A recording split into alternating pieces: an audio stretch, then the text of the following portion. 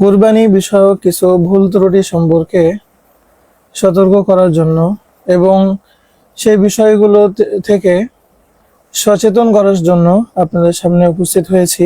আসলে দিনী দায়বদ্ধতা থেকেই এটা বারবারই মনে হয় যে সবগুলো বিষয় উম্মতের সামনে আসলে পৌঁছে দিতে পেরেছি কিনা,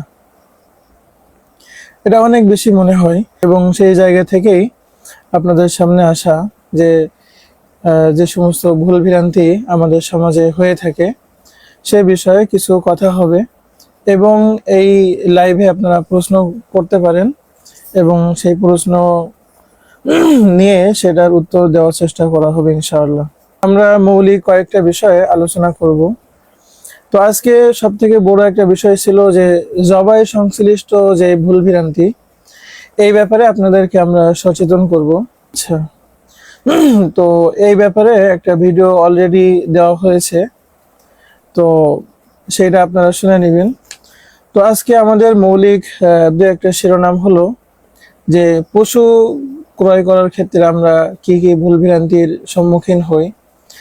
শরিকানা অর্থাৎ আমরা আমাদের সমাজে যেটা দেখি যে অনেক মানুষ, বহু মানুষ কুরবানি করে শরিকানার ভিত্তিতে। তো সেই সম্পর্কে আমরা কিছু আলোচনা করার চেষ্টা করবো ইনশাআল্লাহ। এবং পারিশ্রমিক, আমরা জানি যে কুরবানির পশুর চামড়া, গোশত, হাড্ডি ইত্যাদি দিয়ে পারিশ্রমিক দেওয়া যায় না। তো এই বিষয়ে কিছু কথা আমরা আলোচ করার চেষ্টা করব। এরপর কুরবানির প্রাণীর চামড়া সংশ্লিষ্ট কিছু বিষয় এবং আরো বিক্ষিপ্ত কিছু বিষয় নিয়ে আমরা আলোচনা করার চেষ্টা করব ইনশাআল্লাহ। আল্লাহ তাআলা আমাদের কবুল করেন এবং আল্লাহ তাআলা আমাদের সবগুলো বিষয় জেনে সহিভাবে কোরবানিটা সম্পূর্ণ করার তৌফিক দান করেন। এবং আমরা সর্বোপরি দোয়া করি আল্লাহ তাআলা যেন আমাদের কোরবানিটাকে কবুল করেন। তো শরিকানা এবং পশু ক্রয় এই সংশ্লিষ্ট আমরা যে ভুল ত্রুটিগুলো করে থাকি সেগুলো একটা বড় ভুল ত্রুটি হলো যে আমরা পশু ক্রয়ের ক্ষেত্রে আমাদের সমাজে অনেক সম্পদশালী ব্যক্তি ওনারা প্রতিযোগিতা করে থাকেন যে কে কত বড় পশু ক্রয় করতে পারে, কে কত লাখ টাকা দামের পশু ক্রয় করতে পারে। এই ব্যাপারে তারা প্রতিযোগিতা করে থাকে। এটা অনেক বড় অন্যায় কথা যে কুরবানির প্রাণী আমি কিনবো, আমি কুরবানি করব একমাত্র আল্লাহ তাআলার সন্তুষ্টি লাভের জন্য। এখানে আমি প্রতিযোগিতা করলাম, কুরবানির পশু কিনে আমি ফেসবুকে দিলাম যে এবং সমাজে আমি বলে বেড়ালাম তোমার পশুর দাম কত, তোমার কোরবানি ছাগল কত নিয়েছে, তোমার গরু কত নিয়েছে, আমি তো অমুক প্রাণী কিনেছি, আমি তো এত লাখ টাকা দিয়ে কিনেছি। এগুলো সবই অন্যায় কথা, এগুলো সবই ভুল কথা। তো আমরা এইভাবে অন্যায়ভাবে প্রতিযোগিতা করব না। এমনকি বর্তমানে তো শোনা যাচ্ছে বিভিন্ন কোরবানির প্রাণীর নাম বিভিন্ন কাফের মুশরিকের নামে নামকরণ করা হচ্ছে। তো অবশ্যই দেখেন, কোনো কাফের মুশরিক, কোনো অনেক ভয়ঙ্কর গুনাহগার কোনো মানুষ, তাদের থেকেও কিন্তু এই সমস্ত অবলা জন্তু তারা অনেক বেশি উত্তম। আল্লাহ তাআলা কোরআনের এক আয়াতে বলেন উলাইকা কাল আনআমি বাল হুম আদল, তারা তো একেবারেই চতুষ্পদ জন্তুর মতো। বাল হুম আদল, বরং কেউ কেউ তো এমন তারা চতুষ্পদ জন্তু থেকে আরো নিচে নেমে গেছে। তো অবশ্যই যাদের ঈমান নাই, যারা কাফের, তারা চতুষ্পদ জন্তু থেকেও নিকৃষ্ট। এই জন্য কুরবানির প্রাণী তারা তো আরো বেশি সম্মানিত। তাদের নাম আমরা কোনো কাফেরের নামে নামকরণ করব না, এইগুলো নিয়ে আমরা অতি উৎসাহ দেখাবো না। এবং সর্বোপরি কুরবানির প্রাণী নিয়ে আমরা কোনো এরকম অহংকার প্রদর্শন বা প্রতিযোগিতা করা, এগুলা থেকে আমরা অবশ্যই সচেতনভাবে আমরা বিরত থাকার চেষ্টা করবো ইনশাআল্লাহ। তো এখানে আরেকটা বড় বিষয় সেটা হলো যে কুরবানি করার পর আমাদের যদি গোশত কম হয় তো আমরা এটা খুব বলা বলি করি যে ইস আমার তো এবার খুব লস হয়ে গেল, গতবার আমি জিতেছিলাম, এইবার তো আমার লস হয়ে গেল। এটা অনেক বড় অন্যায় কথা। কিসের লস? আমি তো একটা প্রাণী ক্রয় করে আমি কোরবানি দিয়েছি আল্লাহ তাআলার সন্তুষ্টি লাভের আশায়। আল্লাহ তাআলা তো সেটা কবুল করে নিয়েছেন। এখানে গরুর গোশতে গরুর গোশত কম হলো, আমি আমার লস হয়ে গেল কেন? তাহলে কি আমি গোশত খাওয়ার নিয়তে আমি কোরবানি দিয়েছিলাম? এখানে কিন্তু আমার নিয়ত আসলে পরিশুদ্ধ আছে কিনা, আমি একমাত্র আল্লাহ তাআলাকে খুশি করার জন্য আমি কুরবানি করেছিলাম কিনা, এই প্রশ্ন অবশ্যই ওঠে। এই জন্য আমরা কখনোই আমরা এই খারাপ প্র্যাকটিস আমরা করব না। কোরবানির অন্য সময় যদি আমাদের ব্যবসার গরু হয়, আমি যদি কসাই হই, তো সে সময় আমি লাভ লসের হিসাব করতে পারি, কোনো অসুবিধা নেই। কিন্তু আল্লাহর হস্তে কোরবানি করার পর আপনারা গোশত যাই হোক, হ্যাঁ, পশু ক্রয় করার সময় যাতে লস না হয় সেদিকে খেয়াল রাখা উচিত। কিন্তু যখন আমি কোরবানির প্রাণী ক্রয় করলাম, সেটা জবাই করার মাধ্যমে আমি কোরবানির মতো এই মহান যে ইবাদত সেটা আমি পালন করলাম, এখন এসে আমি যদি এটা নিয়ে আফসোস করি, এটা নিয়ে যদি আমি বলি যে আমার তো লস হয়ে গেছে, তাহলে কিন্তু আমার ইখলাসের ব্যাপারে প্রশ্ন উঠবে। এই জন্য আমরা অবশ্যই কোরবানির গোশত নিয়ে মাপামাপি অবশ্যই আমরা মাপবো, যেটা আমরা বন্টন করার জন্য। কিন্তু কত টাকা দিয়ে কিনেছি, প্রতি হাজারে কত কেজি গোশত আমি পেয়েছি ইত্যাদি, এই ধরনের কোনো হিসাব আমি করব না। গোশত কম হলে আমরা আলহামদুলিল্লাহ সেটাও শুকরিয়া আদায় করব, বেশি হলেও আমরা শুকরিয়া আদায় করব। আমরা কখনোই এটা নিয়ে লাভ লস হিসাব করব না। আল্লাহ তাআলা আমাদেরকে তৌফিক দান করেন। অনেক সময় কুরবানির প্রাণী ক্রয় করার সময় আমরা একটা ভুল করে থাকি, সেটা হলো যে আমরা শর্তযুক্ত ক্রয় বিক্রয় করে থাকি। যেমন আমরা যদি ঈদের কয়েকদিন আগে আমরা প্রাণী ক্রয় করি, আর বাড়িতে যদি আমাদের সেই প্রাণী রাখার মতো ব্যবস্থা না থাকে, তাহলে আমরা বিক্রেতাকে বলি যে আমি তোমার কাছ থেকে এই শর্তেই ক্রয় করলাম যে ঈদের দিন এটা তোমার কাছ থেকে গ্রহণ করব। এইভাবে শর্তযুক্ত ক্রয় করা থেকে আমরা বিরত থাকব। আমরা নিঃশর্ত ক্রয় করব। এরপর যদি আমাদের বাড়িতে সেই প্রাণী রাখার মতো অবস্থা না থাকে, তো সেক্ষেত্রে আমরা ক্রয় বিক্রয় শেষ করার পর, সমাপ্ত করার পর আমরা তাকে অনুরোধ করতে পারি, অথবা আমরা আগে থেকে বিক্রেতার সাথে আমরা আলোচনা করে রাখতে পারি যে আমরা অবশ্যই তোমার পশু ক্রয় করব, কিন্তু সেটা ঈদের দিন সকালে আমরা ক্রয় করব, অর্থাৎ ক্রয় বিক্রয়টা আমরা ঈদের দিন সংগঠিত করব। এইভাবেও যদি আমরা ক্রয় করি তাহলেও কোনো সমস্যা নাই। কিন্তু আমরা যদি এই শর্ত সহ ক্রয় করি, তাহলে ইসলামের দৃষ্টিতে এটা নাজায়েজ একটা ক্রয় বিক্রয় হয়। এটা থেকে আমরা ইনশাল্লাহ বিরত থাকার চেষ্টা করব। আরেকটা বড় ভুল যেটা আমরা করে থাকি, যে আমরা অনেক সময় বাজার থেকে গরু কিনে এনে তারপরে আমরা সেখানে শরীক খোঁজ করি। এটা ভুল একটা প্রথা। আমরা কয়জন মিলে একটা গরু কুরবানি করব, সেই শরীকগুলো আগে আমরা নির্বাচন করব। শরীকদের নির্বাচন করার পর আমরা কুরবানির প্রাণী ক্রয় করব। এটা হলো সঠিক আমল। এবং শরীক নির্বাচনের ক্ষেত্রে আমরা অত্যন্ত খেয়াল রাখব যে সমস্ত শরীকদেরকে আমরা যুক্ত করছি তাদের নিয়ত পরিশুদ্ধ কিনা, অর্থাৎ তারা একমাত্র আল্লাহ তাআলাকে রাজি খুশি করার জন্য কুরবানি করছে, নাকি ভিন্ন কোনো উদ্দেশ্য তাদের আছে, এবং তাদের অর্থ হালাল তো, তাদের অর্থের মধ্যে কোনো সমস্যা নাই তো, তাদের অর্থ হারাম না তো। এই বিষয়গুলো অবশ্যই আমরা খেয়াল রাখব। কারণ কুরবানির মতো এত বড় আমল, এত টাকা পয়সা খরচ করে, এত সময় ব্যয় করে যে আমলটা আমরা করব, আমাদের কোনো এক শরীকের জন্য আমাদের সবার কোরবানির এই মহান ইবাদত যদি নষ্ট হয়ে যায়, এটা কিন্তু অনেক বড় একটা দুঃখের বিষয় হবে। আমরা কোরবানিতে আমরা জমিনে আমরা জীবিত অবস্থায় কোরবানি করে যাব, কিয়ামতের দিন যদি আমরা গিয়ে দেখি আমার নামে তো কোরবানি নাই, আমার যে কোরবানির ফজিলত গুলো পাওয়ার কথা, যে সবগুলো পাওয়ার কথা, সেগুলো আমি পাচ্ছি না, তাহলে অবশ্যই এটা আমাদের জন্য অনেক বেশি ওই সময় হতাশার এবং দুর্ভাগ্যের কারণ হবে। এই জন্য আমরা আমাদের টাকা যেমন পরিশুদ্ধ হবে, আমরা যাদেরকে শরীক হিসেবে নিব তাদের অর্থ হালাল কিনা, সন্দেহ মুক্ত কিনা, সেটা আমরা অবশ্যই খেয়াল করে আমরা তারপরে নিব।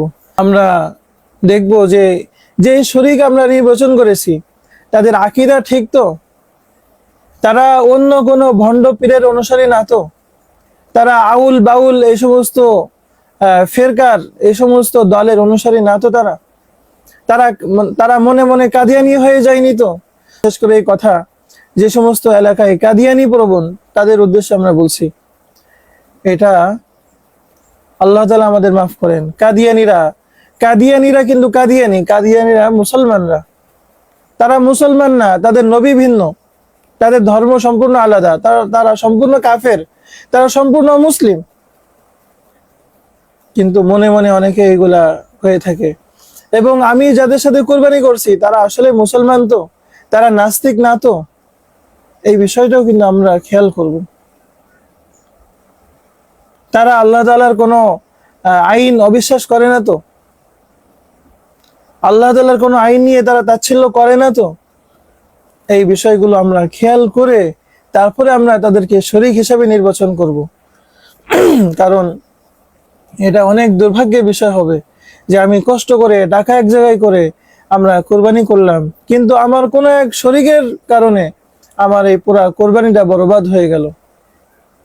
এখানে প্রসঙ্গত একটা বিষয় বলে রাখি, যেহেতু কোরবানির নিয়তের বিষয়টা আসছে, তো এখানে মনে রাখা উচিত যে কোনো ব্যক্তি যদি কুরবানি করার নিয়ত করে, আল্লাহ তাআলাকে রাজি খুশি করার জন্য কুরবানি করার নিয়ত করলো, আবার সাথে সাথে গোশত খাওয়ার নিয়ত করলো।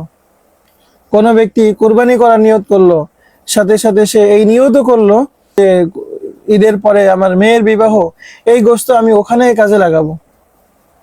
অর্থাৎ নিয়তটা কেমন যেন আল্লাহ তাআলার জন্য কুরবানিও করবে, আবার সে গোশতও খাবে ইত্যাদি, এরকম দুই রকম নিয়ত হয়ে যায়। তো দুই রকম নিয়ত হয়ে গেলে কোনো অসুবিধা নেই।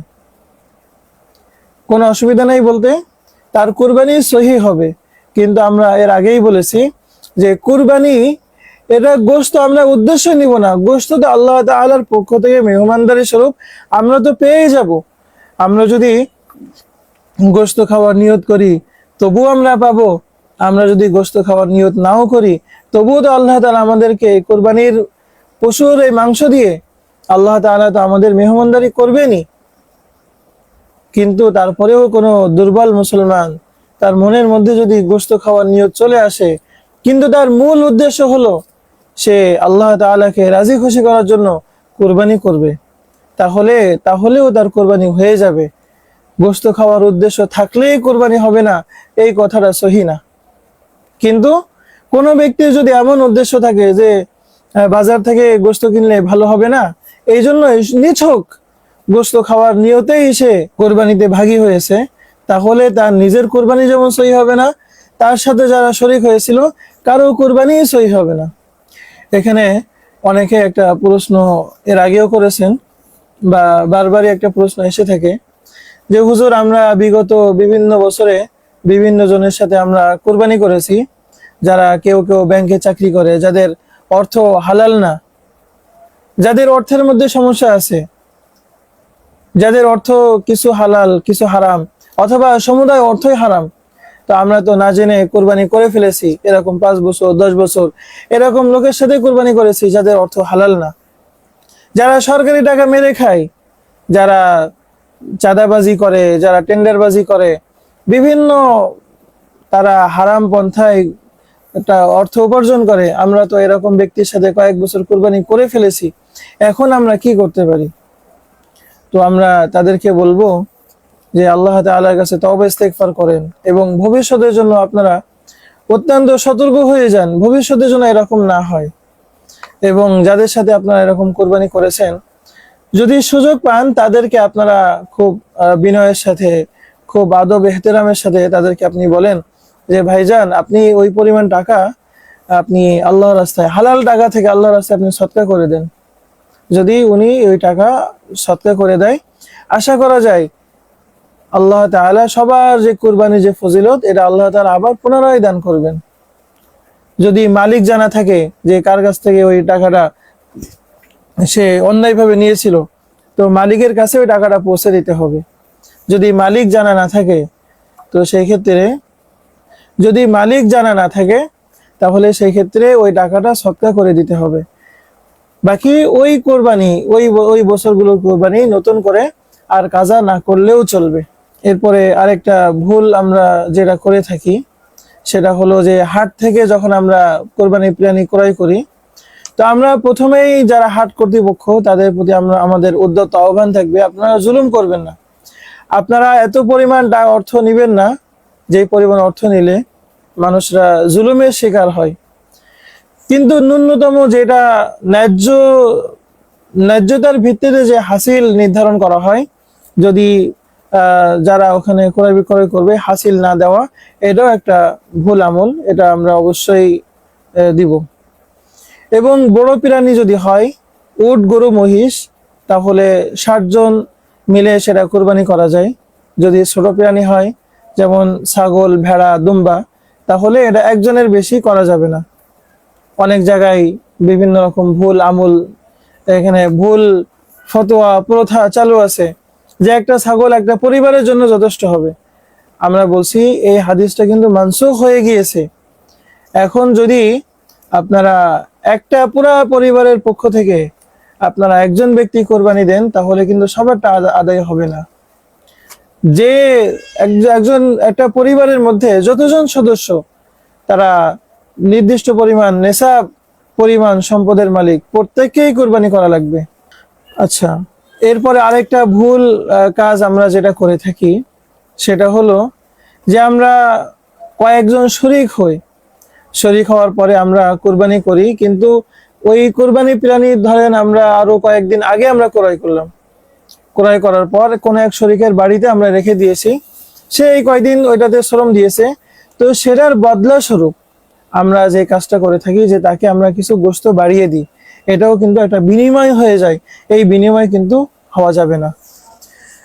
তো এরপরে আমরা অনেকেই মনে করি যে বড় পশুতে বেজোড় শরীক হওয়া জরুরি, এটা কিন্তু ভুল কথা। যে বেজোড় হওয়া জরুরি না, সেটা এক বড় পশুতে একজন করা যায়, 2 জন করা যায়, 3 জন, 4 জন, 5 জন, 6 জন, সর্বোচ্চ 7 জন পর্যন্ত শরীক হওয়া যায়।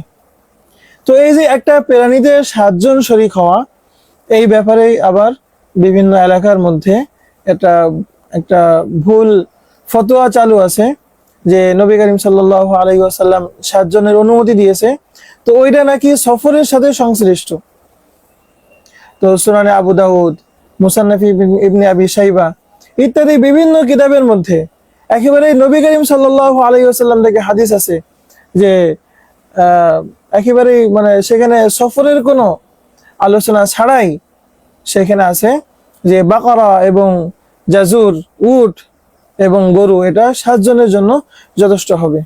এই জন্য আমরা এই ব্যাপারে কোনো সন্দেহ করব না। আরেকটা বিষয়, একটা ভুল পরিচালন এবং ভুল জানা আমাদের সমাজে আছে, সেটা হলো যে কোরবানির প্রাণীর সাথে যদি কোনো কিছু ফ্রি দেয়, যেমন একটা গরু ক্রয় করলাম, আমার একটা রাইস কুকার ফ্রি দিয়েছে, অথবা একটা গ্যাসের চুলা ফ্রি দিয়েছে, অথবা একটা প্রেসার কুকার ফ্রি দিয়েছে, তো মানুষ মনে করে এটা মনে হয় সৎকা করা জরুরি, ওটা নিজে ব্যবহার করা যায় না। এটা ভুল কথা। ওখান থেকে যেই যা কিছু ফ্রি দিবে ওটা আমি নিজে ব্যবহার করতে পারবো। আবার অনেক মানুষ মনে করে যে যদি কোনো একটা কোরবানি প্রাণী আমি যেটা ক্রয় করেছি ওইটার সাথে যদি কোনো কোরবানি প্রাণী ফ্রি দেয় তাহলে ওইটাও কোরবানি করা জরুরি, এইটাও ভুল কথা।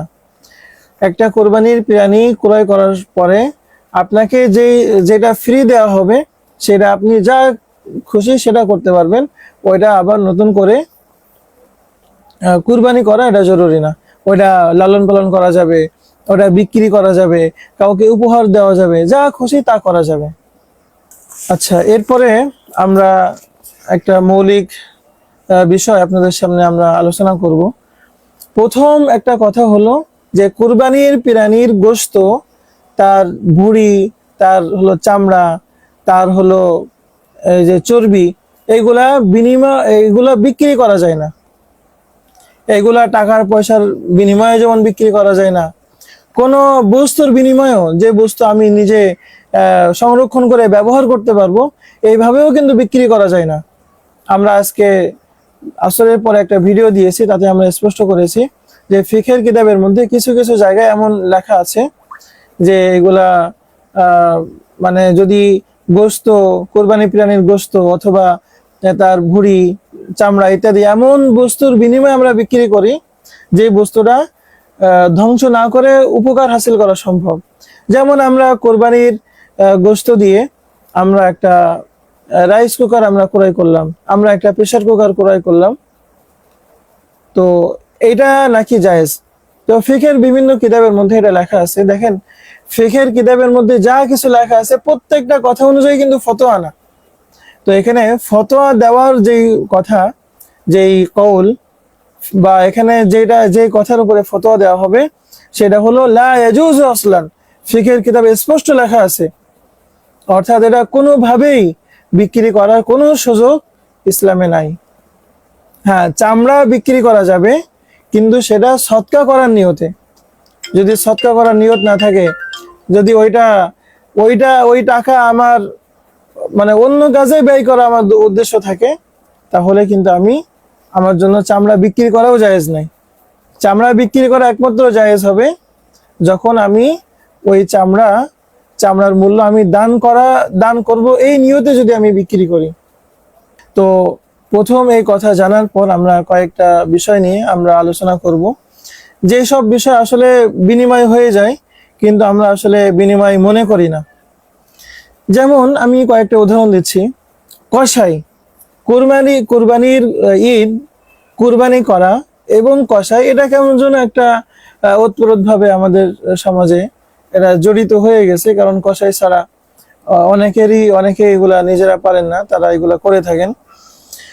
তো ঈদের দিন কসাইয়ের তো ডিমান্ড অনেক বেশি থাকে, অনেক জায়গা থেকে তাদের অফার আসে যে আমার এটা করে দাও, আমার এটা করে দাও, একটা প্রতিযোগিতা থাকে। তো আমরা এবং কসাইয়ের কিন্তু রেটও থাকে অনেক বেশি। কিন্তু অনেক জায়গায় কসাইরা কিন্তু অল্প পারিশ্রমিকে তারা রাজি হয়ে যায়, কারণ এখানে জানে যে বড় সাহেব উনি 2-3টা গরু উনি কুরবানি দিয়েছেন, আমাকে নিশ্চয় 10-20 কেজি গোশতের নিচে আমাকে দিবেন না। এই আশায় কিন্তু অল্প টাকায় অনেক সময় রাজি হয়ে যায়। অথবা আমরাও এটা দরদাম করি, দরদাম করার পরে হয়তো অনেক সময় আমরা বলেও ফেলি যে ঠিক আছে তোমাকে একটু গোশত বাড়াই দিবানে। তো এটা কিন্তু অবশ্যই ভুল কথা। কসাইয়ের সাথে আমরা যেটা বলতে পারি, যে বলবেন যে তোমাকে আমি একটা টুকরা গোশত দিব না, তুমি কত টাকায় কাজ করবে সেটা বলো। তো তখন যে রেট বলবে সেইভাবে তার সাথে আপনি কথা বলবেন। হ্যাঁ, অবশ্যই সে আপনার সাথে শ্রম দিয়েছে, আপনার গোশত কেটেছে, তাকে অবশ্যই আপনারা খুশি করবেন। কিন্তু তার সাথে চুক্তিটা এমন হবে, তোমাকে যদি একটা টুকরা গোশত না দিই তুমি কিন্তু কিছু বলতে পারবা না, তুমি গালিগালাজ করতে পারবা না, তুমি যে টাকাটা নিবা এইটাই তোমার পারিশ্রমিক, এটা আপনারা স্পষ্ট করে নেবেন। এবং আপনারা অবণ্ডিত গোশত থেকে কসাইকে কোনো কিছু আপনারা দিবেন না। অবণ্ডিত গোশত থেকে আপনারা দানের জন্য আলাদা দান করবেন না, মসজিদে আপনারা পাঠাবেন না।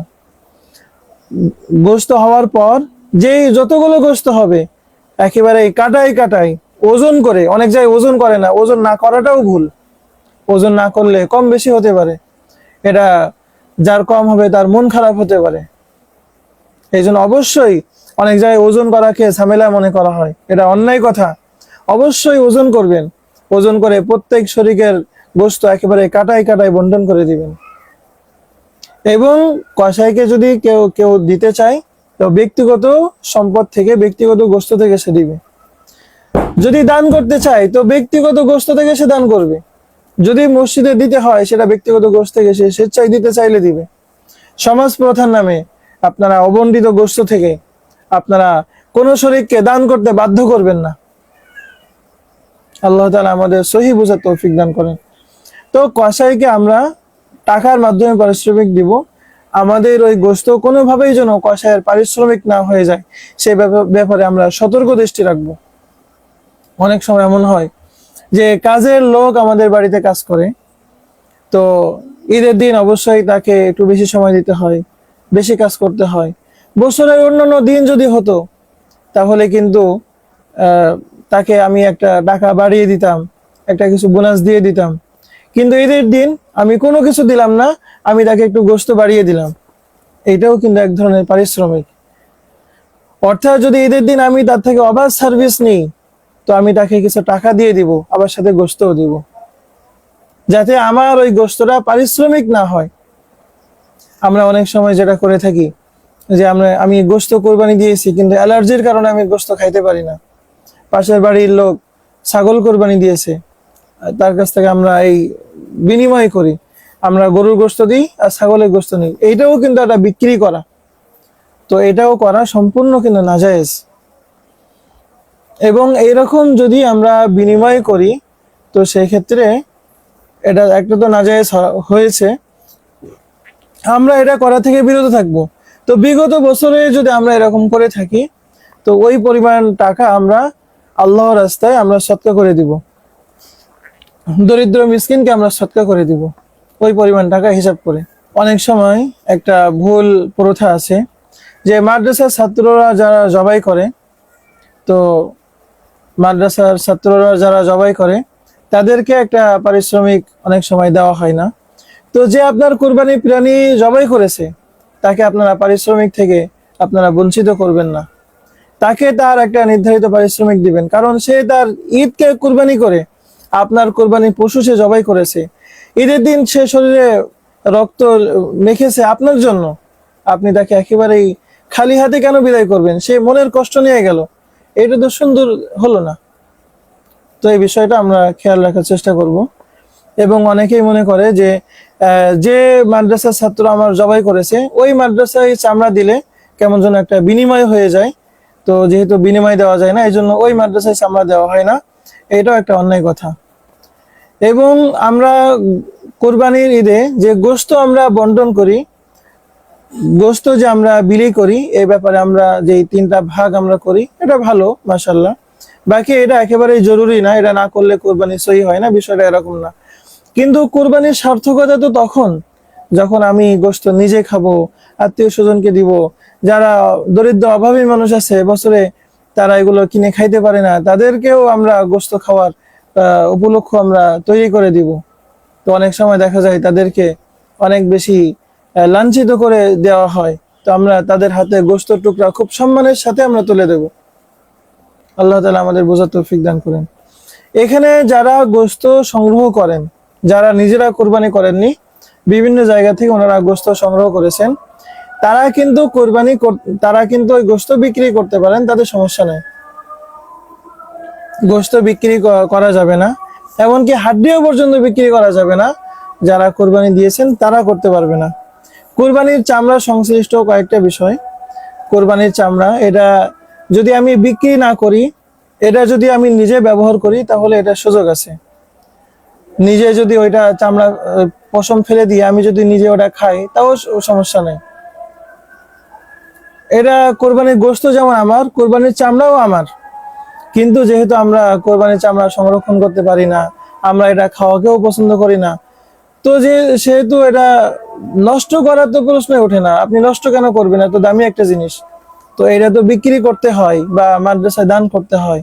তো আমরা তো কেমন যেন এটা বাধ্য।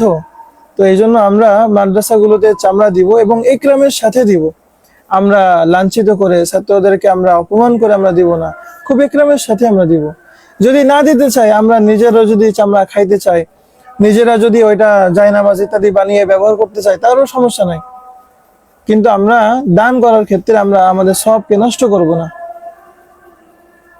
আরেকটা বিষয়, অনেক ক্ষেত্রে যে কুরবানি করার আগেই, অর্থাৎ ঈদের দিন ফজরের পরেই চামড়া বিক্রি হয়ে যায়, বিভিন্ন ব্যাপারীরা এসে চামড়া ক্রয় বিক্রয় করে থাকে। এটা কিন্তু একেবারে সম্পূর্ণ এটা নাজায়েজ বিক্রি। অনুরূপভাবে চামড়া পশুর গায়ে থেকে ছিলার আগেও কিন্তু বিক্রি হয়ে যায়, এটাও কিন্তু নাজায়েজ বিক্রি। আমরা এগুলা থেকে বিরত থাকার চেষ্টা করবো ইনশাআল্লাহ। তো পশু চামড়া ছিলার পর তারপরে আমরা বিক্রি করব, এর আগে বিক্রি করব না। হ্যাঁ, আগে যদি বিক্রি করতে চাই, তো সেক্ষেত্রে আমরা একটা দরদাম করে রাখতে পারি, কিন্তু চূড়ান্ত ক্রয় বিক্রয়টা আমরা সম্পন্ন করব, আমরা নিষ্পত্তি করব পশু চামড়া ছেলা হয়ে যাওয়ার পরে।